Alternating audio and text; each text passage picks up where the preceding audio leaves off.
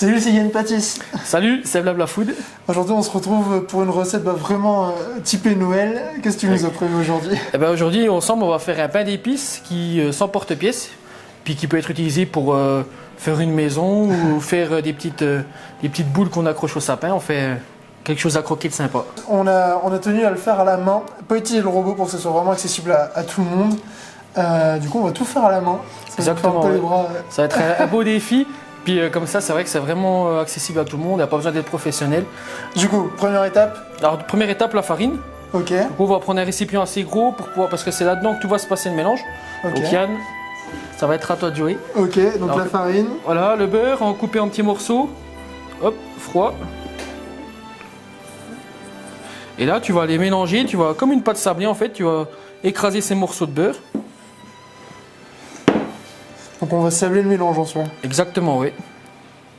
C'est vrai que le robot, quand tu fais de la pâte, c'est vrai que c'est plutôt agréable quand on y repense. C'est vrai que c'était pas mal. Bah, on a insisté pour le faire. Hein. Là, on va ajouter la cassonade. Donc on ajoute la fois. cassonade en un coup et puis on continue de mélanger tout ça avec les pains. Exactement, oui.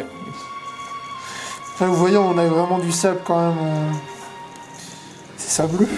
Voilà, bah en fait, Avec le temps qu'on a en ce moment, en plus, il manque juste le soleil, tu vois, c'est parfait là. bah, c'est exactement ça. En fait, l'importance de ce que fait Yann, c'est que les molécules de gras vont se mettre autour de la farine et c'est pour ça que le sablé va être bien croquant. Donc là, t'as un bon mélange. Là, on a un bon mélange, c'est bien homogène comme on le voit. Donc du coup, je vais ajouter l'œuf. Ok.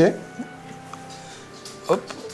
C'est une pâte sablée en soi qu'on est en train de faire quasiment là. Ouais, Grosso modo. en gros, c'est un peu pas la même technique. Il n'y a pas de poudre d'amande, mais c'est la même technique quoi. Voilà, en fait, c'est juste les ingrédients qui vont changer et les quantités. Donc là, on va rajouter les épices. Ok. Ça, c'est clairement mon truc préféré des Noël, les épices. Ah, ça. J'adore ça. Et là, on va ajouter le miel. Ok. Hop, je passe devant toi. On a déjà une belle... Là, on a des bonnes odeurs, là. Hein. Ouais, ça sent bon. Hein. On est du bon côté de la caméra. Ah, je pense qu'on est bon là. Là, on est parfait, là, même. Ouais, on a une bonne pâte là. Alors du coup, là, après, là, on va arrêter. On va mettre la pâte 1 heure au réfrigérateur pour qu'elle soit plus simple à étendre. Et puis, comme ça, on se retrouve après. Yes. Là, la pâte, elle vient de passer du coup 1 heure au frais. Exactement. Et maintenant, enfin pour l'étaler, on se rapproche de la cuisson, on se rapproche de la dégustation aussi. Ah, donc là, il va falloir y aller doucement. Et donc là, on va chercher à avoir une épaisseur de combien environ? Bah là, c'est difficile à dire. Pas trop épais pour pas que ça soit trop dur sous la dent.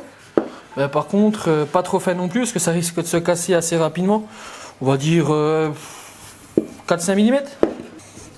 Donc là, on est bien. Ok. On va s'arrêter là.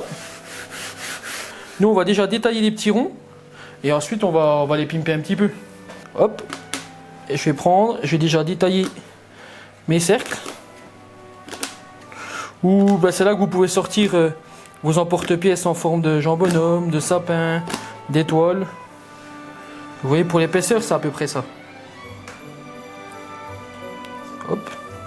Donc ceux-là, avant de les enfourner, on va les pimper un peu. On a aromatisé de la cassonade avec des épices de Noël.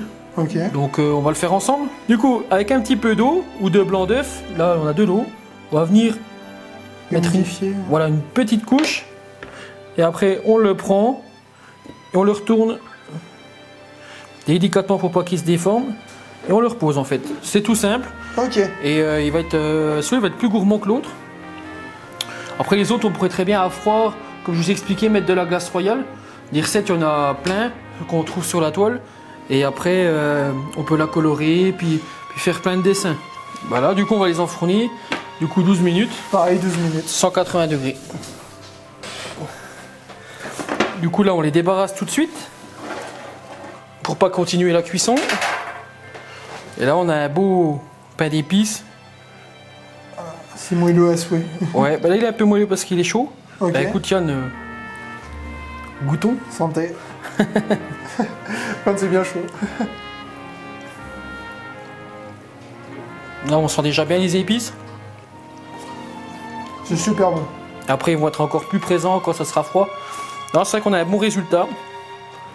Avec un petit chocolat chaud, ça sera très Après bon. une dinde, Ouais. C'est parfait pour bien conclure le repas de Noël. Ouais, un petit 4 heures avec un vin chaud, un petit thé. Bah écoute, moi je te propose qu'on se revoie une prochaine fois. Puis Carrément.